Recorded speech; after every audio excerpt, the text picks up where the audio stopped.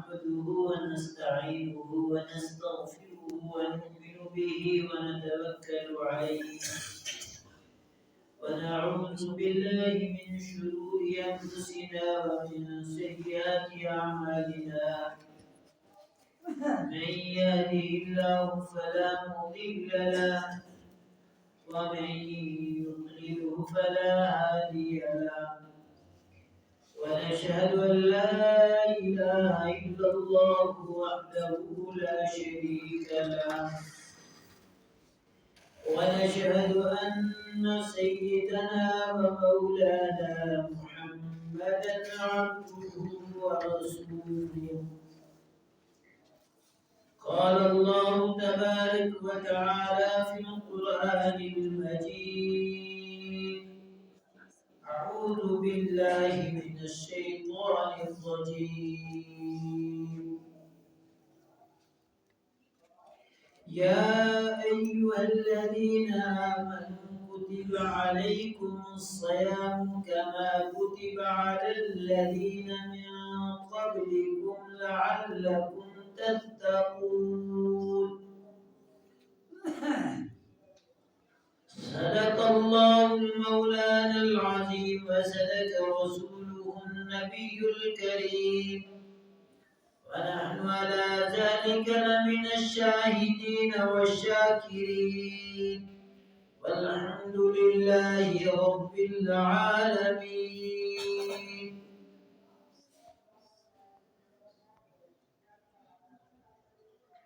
وقال النبي صلى الله عليه وسلم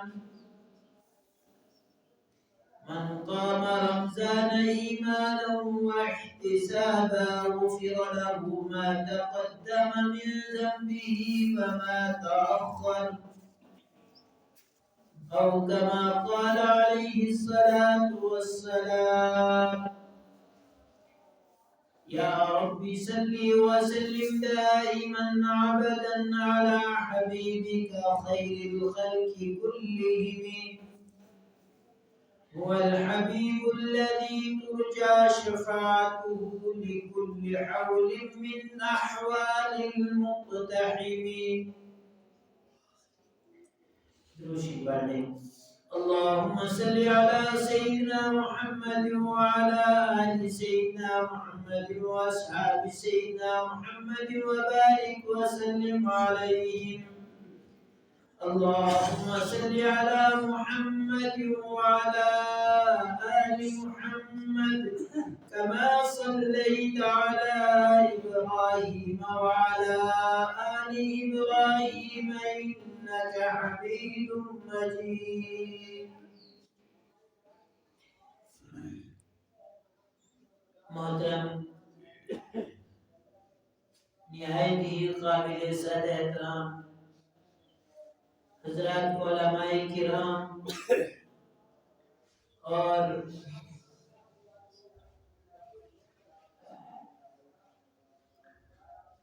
صد احترام کے لائق ایمانی بھائیوں، بزرگوں اور دوستوں،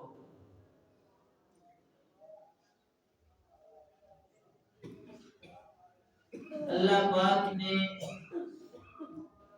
ہم سب پر یہ احسان کا معاملہ فرمایا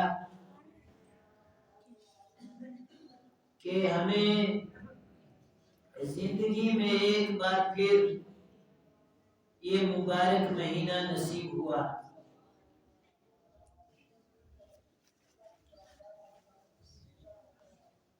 یہ مبارک مہینہ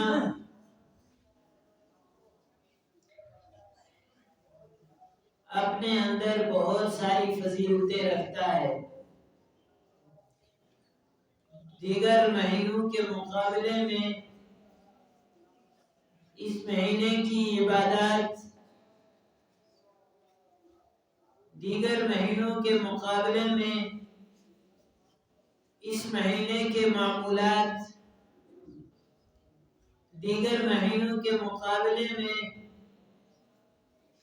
اس مہینے کے اعمال و افعال بہت الگ ہے. اس اس مہینے کے اندر کوئی بندہ کوئی بندی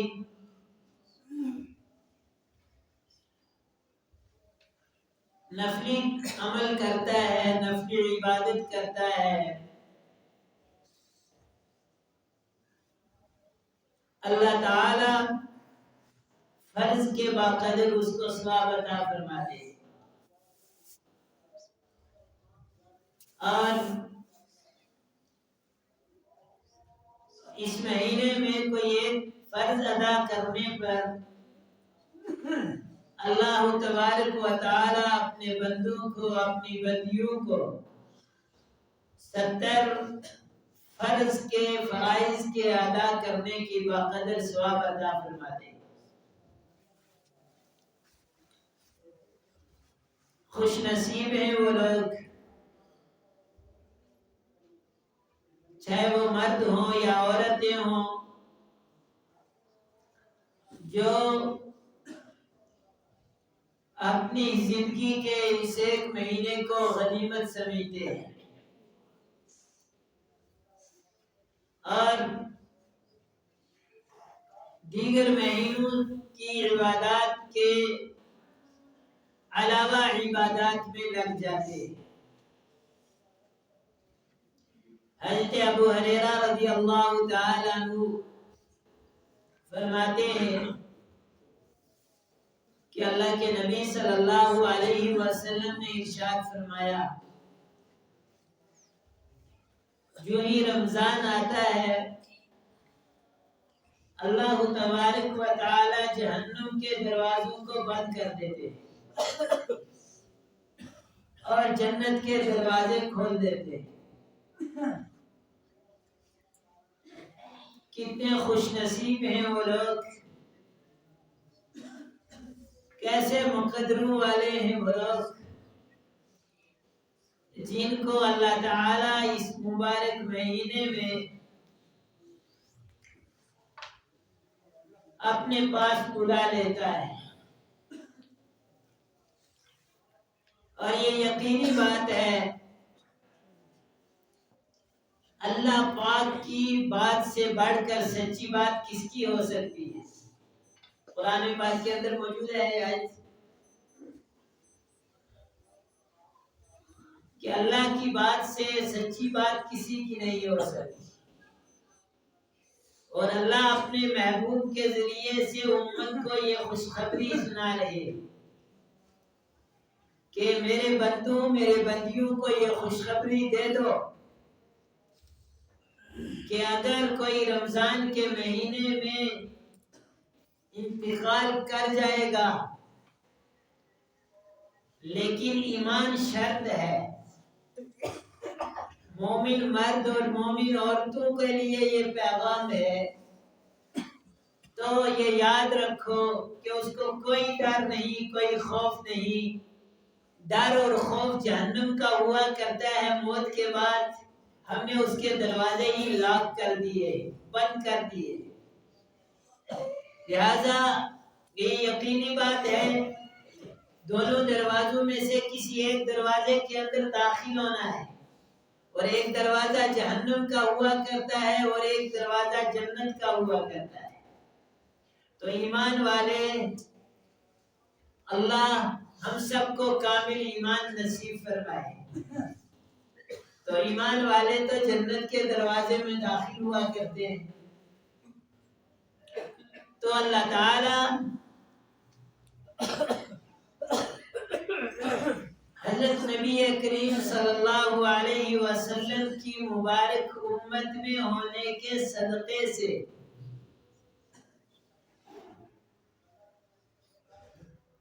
جنت کے دروازے کھولے رکھتے ہیں، اور پھر پیغام آ جاتا ہے کہ فَادْخُلِي فِي عِبَادِي وَادْخُلِي جَنَّتِي،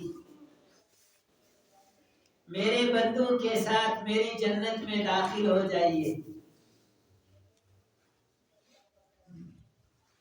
میرے بھائیوں، بزرگوں اور دوستوں، کتنے خوش نصیب ہیں وہ لوگ اور ہم سب جنہیں اللہ تعالی نے زندگی میں ایک رمضان اور نصیب کر دیا۔ کتنے سارے ہمارے احباب، ہمارے دوست، ہمارے اقارب ایسے ہیں جو گزشتہ سال ہمارے ساتھ تھے، رمضان کے روزے ہمارے ساتھ رکھے، تراویح میں ہمارے ساتھ شامل تھے، لیکن اب دنیا کو الوداع کہہ کے چلے گئے۔ یہ رمضان نہیں پائے، یہ رمضان کی برکتیں اور رحمتیں نہیں مل سکی انہیں، اور نہ جانے آئندہ رمضان میں ہم میں سے کون ہوگا اور کون نہیں ہوگا۔ غنیمت جانے سارے بھائی اس رمضان کو۔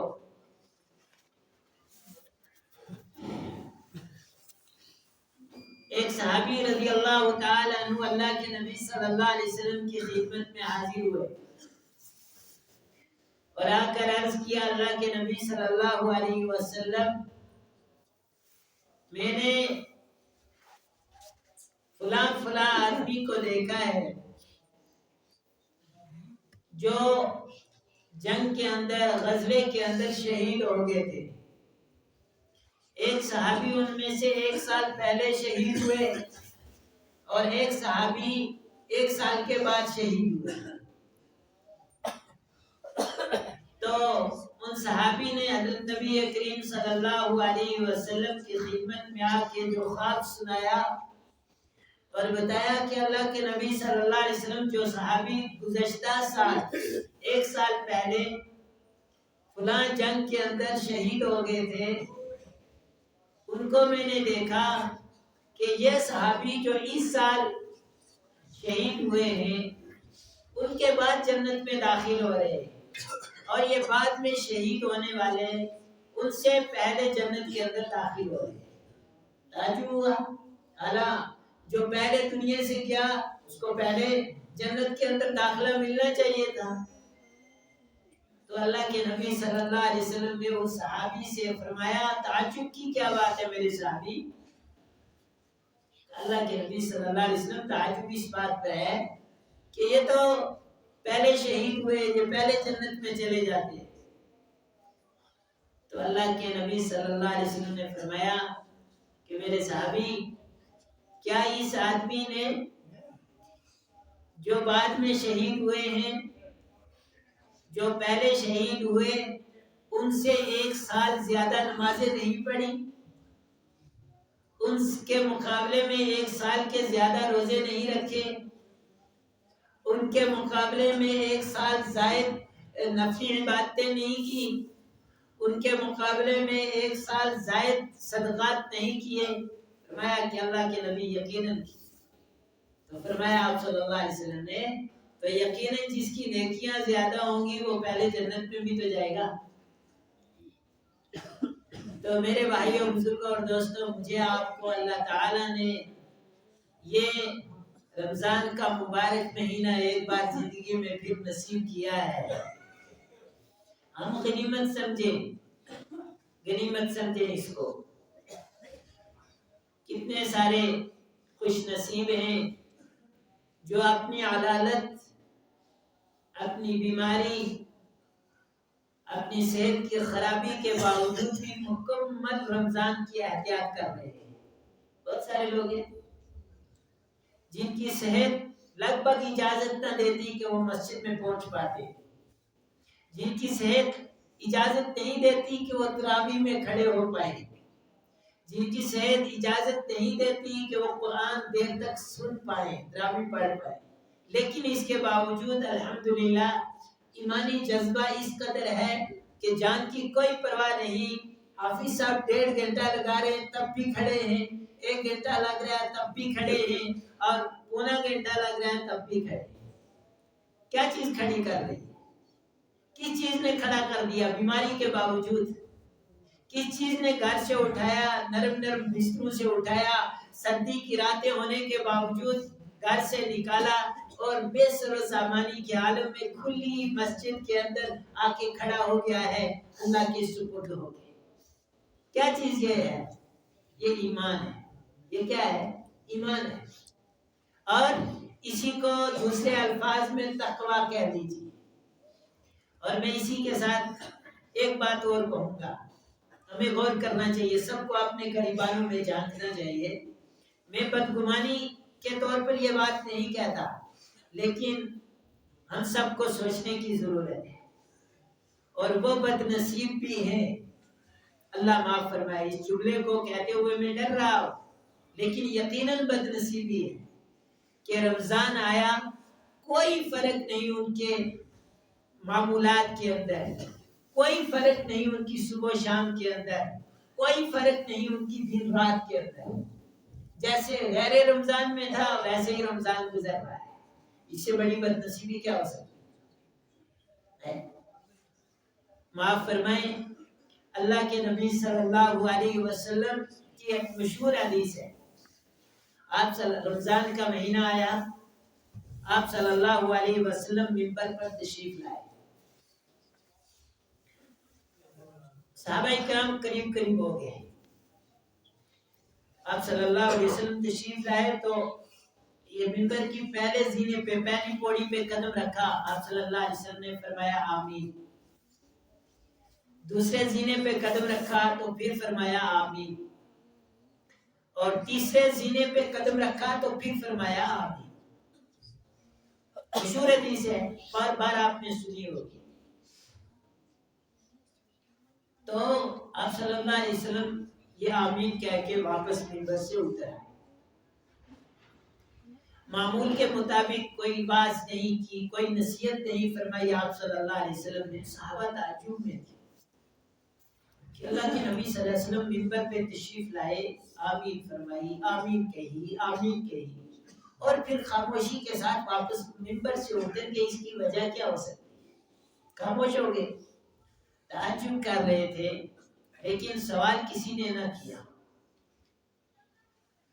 ہمت نہیں ہوئی ہوگی کہ آپ صلی اللہ علیہ وسلم خود بتائیں گے، تو آپ صلی اللہ علیہ وسلم نے سوال کر دیا، سوال پوچھا کہ صحابہ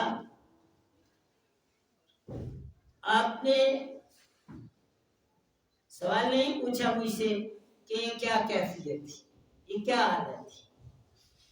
صحابی بولے اللہ کے نبی صلی اللہ علیہ وسلم آپ بھی فرما دیں کیا ہوا؟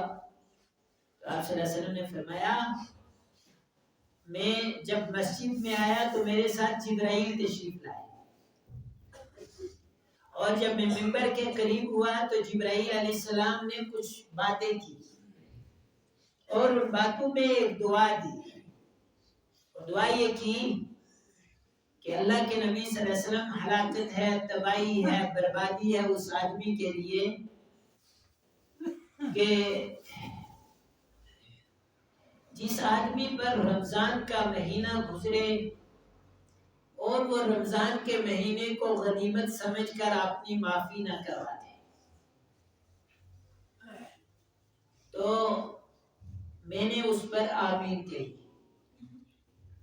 جب دوسری پوڑی پہ میں چڑھا ہوں تو حضرت جبرائیل علیہ السلام نے کہا ہلاکت ہے، تباہی ہے، بربادی ہے اس آدمی کے لیے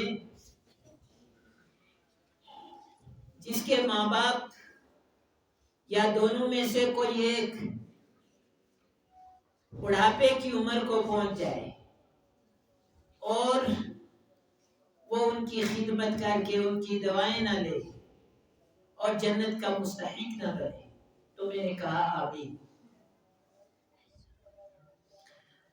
اور تیسرے زینے پر جب میں چڑھا تو جبرائیل علیہ السلام نے فرمایا ہلاکت ہے، تباہی ہے، بربادی ہے اس آدمی کے لیے جس کے سامنے آپ صلی اللہ علیہ وسلم کا نام مبارک آئے اور وہ اس پر درود نہ پڑھے، صلی اللہ علیہ وسلم نہ کہے۔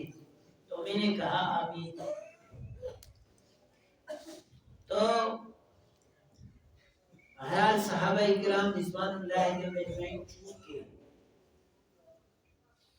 سوچنے کی بات میرے بھائیوں، بزرگوں اور دوستوں یہ ہے کہ یہ حدیث ہمیں کیا سبق دے رہی ہے؟ اس حدیث سے ہم نے کیا سیکھا؟ روز مرہ کے تینوں معمولات ہیں ہماری زندگی کے، جن لوگوں کو اللہ تعالیٰ نے والدین جیسی نعمت نصیب فرمائی ہے ان کو غور کرنا چاہیے، ان کو توجہ دینی چاہیے اس بات کی طرف کہ کہیں ایسا نہ ہو میں اس حدیث کا مصداق بن جاؤں اور میں جبرائیل علیہ السلام کی بددعا اور اللہ کے نبی صلی اللہ علیہ وسلم کے آمین کی تصدیق بن جاؤں۔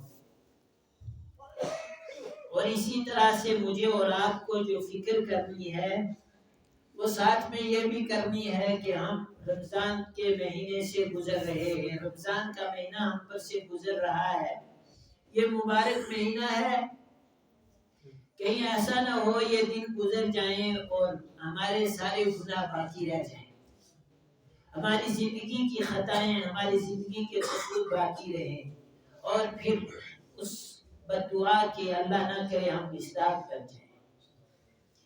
اور تیسری چیز تو عام معمول کیا ہے، ہمیشہ یاد رکھنا چاہیے کہ جب بھی جناب محمد رسول اللہ صلی اللہ علیہ وسلم کا اسم گرامی آئے تو محبت کے ساتھ، عقیدت کے ساتھ، بے ساختگی میں انسان کے لبوں سے صلی اللہ علیہ وسلم نکلنا ہی چاہیے۔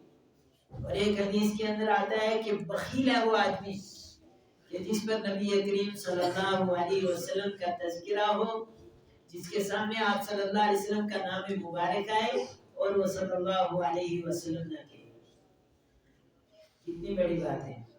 تو بہرحال میرے بھائیوں، بزرگوں اور دوستوں، قرآن کی آیت کا ترجمہ کر کے انشاءاللہ زندگی رہی آئندہ جمعہ کو اس پر تفصیل سے بات کروں گا۔ یہ تمہیدی باتیں کچھ میں نے عرض کی ہیں، امید ہے اگر ہم اس پر عمل کر دیں گے تو انشاءاللہ ہمارا رمضان بہت اچھا گزر جائے گا انشاءاللہ۔ لیکن کوشش انشاءاللہ۔ ایک میری نوجوانوں سے گزارش ہے، اللہ کے لیے مسجدوں کو آباد کرو۔ اسی ضمن میں قرآن کی آیت کا پہلے ترجمہ کر لیتا ہوں، اس کے بعد ایک گزارش کروں گا آپ سے، دو گزارشیں کرنی ہیں۔ یا ایھا الذین آمنوا کتب علیکم الصیام کما کتب علی الذین من قبلکم لعلکم تتقون۔ اے ایمان والو، ہم نے تمہارے اوپر رمضان کا مہینہ فرض کر دیا ہے، رمضان کے روزے فرض کر دیے۔ یا ایھا الذین آمنوا کتب علیکم الصیام، تمہارے اوپر فرض کیے ہیں رمضان کے روزے، کما کتب علی الذین من قبلکم، جیسا کہ تم سے پہلے لوگوں پر رمضان کے روزے فرض کیے گئے، یا تم سے پہلے لوگوں پر روزے فرض کیے گئے تھے۔ کتب علیکم الصیام کما کتب علی الذین من قبلکم لعلکم تتقون۔ بہرحال یہ روزے دینے کا مقصد کیا ہے؟ روزے دینے کا مقصد تاکہ تمہارے اندر تقوی آ جائے، پرہیزگاری آ جائے۔ اور تقوی کیا ہے؟ اللہ کے نبی صلی اللہ علیہ وسلم نے خود فرمایا التقوی ہاہنا، التقوی ہاہنا، صحابہ سے فرمایا، اور یوں اشارہ فرمایا اپنے قلب مبارک، دل کی طرف کہ تقوی یہاں ہے، یعنی جب دل صحیح ہے تو سب کچھ صحیح ہے، اور دل صحیح نہیں تو کچھ بھی صحیح ہے۔ دل صحیح ہے تو عبادت میں مزہ آ جاتا ہے، اللہ کی طرف جھکنے میں دل چاہتا ہے۔ دل آمادہ ہو جائے تو پہاڑ کو بھی آدمی سر کر لیتا ہے، اور جب دل ہی نہ مانے تو آدمی کو فرض نماز کے لیے بھی اٹھنے کی توفیق نہیں ہوتی ہے، نفل تو دور کی بات ہے۔ تو بہرحال میرے بھائیوں، بزرگوں اور دوستوں، آئے دن ہم دیکھتے ہیں کہ ہم اس ملک عزیز کے اندر کن حالات سے گزر رہے ہیں۔ ہمارے اوپر تو اللہ کی رحمت ہے، ہم صبح سے شام اور شام سے صبح اللہ کی نعمتیں کھاتے ہیں اور بے فکری کے ساتھ سو جاتے ہیں، کوئی فکر نہیں، اور یہاں تک بھی خبر نہیں رکھتے کہ ہمارے اس ملک عزیز کے اندر یا دنیا کے اندر ایمان والوں کے ساتھ، مسلمانوں کے ساتھ کیا سلوک ہو رہے ہیں۔ اس وقت اس ملک عزیز کے اندر مسلمانوں کے لیے ہوا کو تنگ کر دیا گیا ہے، حالات हालात इस कदर नासाजगार कर दिए हैं कि मुसलमान अपने आप को आजाद समझते हुए भी कैदी है, आजाद होते हुए भी एक कैदी की तरह महसूस कर रहा है। पूरे हिंदुस्तान के ये हालात बन चुके हैं। अल्लाह हिफाजत फरमाए। मस्जिदों को तोड़ा जा रहा है, अल्लाह हिफाजत फरमाए। आज हमारे हालात ऐसे हो चुके हैं। बहरहाल ये मैंने बात इस वजह से सुनाई कि जमीयत उलमाए हिंद की तरफ से और मुस्लिम पर्सनल लॉ बोर्ड की तरफ से तमाम आइमा की तरफ ये खतूत भेजे गए हैं कि एक तो कोशिश करके तमाम नमाजियों से नमाज पर पाबंदी की गुजारिश करेंगे। मेरे भाइयों, अब गफलत को छोड़ दो। ये मत सोचो कि ये तूफान उधर आए हैं हम बच जाएंगे। हमारी गफलत यहाँ तक तूफान को ले आएगी। हमारी आपसी नाचाकियां, हमारी आपसी नाइत्तिफाकियां हमें यहाँ तक, अल्लाह हिफाजत फरमाए, यहाँ तक ले आएंगी। तो इस ज़मीन में मेरी दो गुजारिश है। एक तो रमज़ान का मुबारक महीना है, अफ्तारी की दुआ अल्लाह के नबी सल्लल्लाहु अलैहि वसल्लम ने फरमाया कि हर आदमी की कबूल की जाती है। पूरी उम्मत के लिए और अपने अच्छे हालात के लिए अल्लाह से दुआ करेंगे। और दीगर आइमा अगर मेरी बात सुन रहे हो तो सबसे गुजारिश है ताकीद के साथ कि कुनूत नाजिला का एहतमाम करें। और जो लोग किसी मजबूरी में इफरादी घर में नमाज पढ़ते हैं, पढ़नी तो नहीं चाहिए। जितनी दूर भी मस्जिद हो, मस्जिद में जाकर जमात के साथ नमाजों का एहतमाम करें। लेकिन अगर कोई फजर की नमाज इफरादी पढ़ रहा है तो उसमें भी कुनूत नाजिला का एहतमाम करें। ये हमारे पास बेहतरीन हथियार है हालात के का मुकाबला करने का, कुनूत नाजिला। तो इस वजह से मेरी गुजारिश है कि इसकी तरफ तवज्जो दें।